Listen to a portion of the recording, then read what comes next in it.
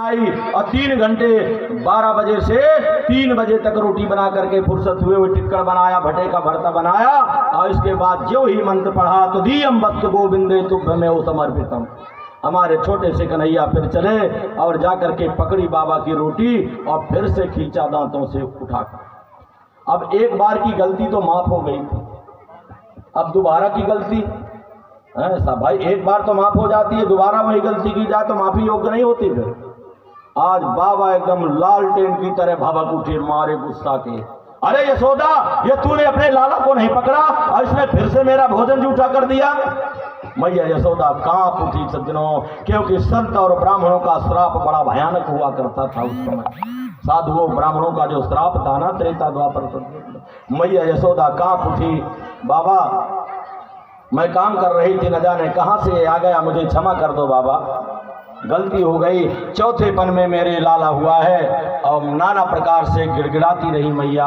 जब नाना प्रकार से गिड़गिड़ाती रही, अनुनय विनय करती रही, बाबा ने कहा ठीक है कोई बात नहीं है। बाबा ने माफ कर दिया, चलो कोई बात नहीं। मैया ने फिर से आटा दिया, फिर से भटा दिया, फिर से धनिया दिया, फिर से बाबा ने रोटी बनाई। बाबा ने रोटी बनाना चालू किया 3 बजे से, तो शाम को 6 बज गए। न जाने किसका मुंह देख करके चले थे, पूरी दिन बाबा ने रोटी ही बनाई होती, पूरा दिन जो है रोटी ही बनाई बाबा ने। इस तरह से सज्जनों शाम को 6 बजे भंडारा बन करके तैयार हो गया। जब शाम को भंडारा बन करके तैयार, बाबा ने हर बार की तरह तुलसी डाल करके फिर से भोग लगाया। बाबा ने मंत्र पढ़ा, क्या कहा बाबा ने, त्वदीयं वस्तु गोविंद अतुभ्यमेव समर्पितम ग्रहान सन्मुखो भूत्वा प्रसीद परमेश्वर। हे गोविंद, ये तेरा ही दिया हुआ भोजन है, तुझे अर्पण है। जो ही बाबा ने मंत्र पढ़ा सज्जनों, आज तीसरी बार कन्हैया हमारे चले और तीसरी बार पकड़ करके बाबा की रोटी खींचा अपने दांतों से, तीसरी बार सज्जनों।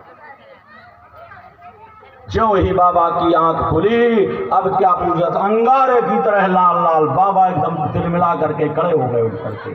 असहनीय गलती सज्जनों, बड़ी भयानक गलती। आज जो है बाबा उठ करके खड़े हो गए। अरे यशोदा, तूने मुझे एक निमंत्रण वाला ब्राह्मण समझा है क्या, कि मैं रोटी खाता हुआ भोजन करता हुआ घूम रहा हूँ? जरा सी अगर जबान से बात फिसल गई ना, पता है कहां से क्या हो सकता है।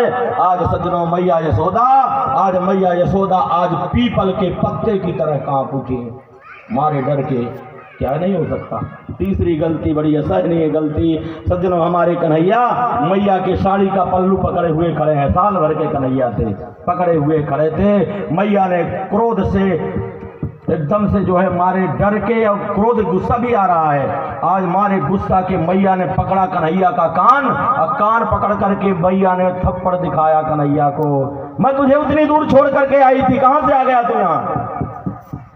जो ही मैया ने थप्पड़ दिखाया सज्जनों, हमारे साल भर के कन्हैया ने, हमारे साल भर के गोविंद ने तोतली बोली में, तोतली बोली में, साल भर का लड़का तोतली बोली में हमारे कन्हैया ने कहा, मैया मैं अपने मन से यहाँ नहीं आता, और ये बाबा मुझे मंत्र पढ़ करके बुलाता है। मैया मेरी पिटाई करवा रहा है, मैं अपने मन से नहीं आता, ये बाबा मुझे मंत्र पढ़ करके बुलाता है। मैया क्या कहा तूने, मंत्र पढ़ करके बुलाता हूँ मैं इसे?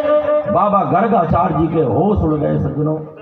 मैं तो मंत्र पढ़ता हूँ भगवान का, और ये बच्चा कह रहा है कि मुझे मंत्र पढ़ करके बुलाते हैं। महान तपस्वी बाबा गर्गाचार्य जी ने तुरंत अपने आंखें बंद की, और आंखें बंद करके बाबा गर्गाचार्य जी ने दिव्य दृष्टि से देखा। ज्यों ही दिव्य दृष्टि से देखा, बाबा की आंखों से आंसू की धारा बह पड़ी। हे गोविंद, मुझे क्षमा कर दो, हे नारायण मुझे क्षमा कर दो, मुझे क्षमा कर दो प्रभु। मुझे तो महाराज वसुदेव ने कहा था कि गोकुल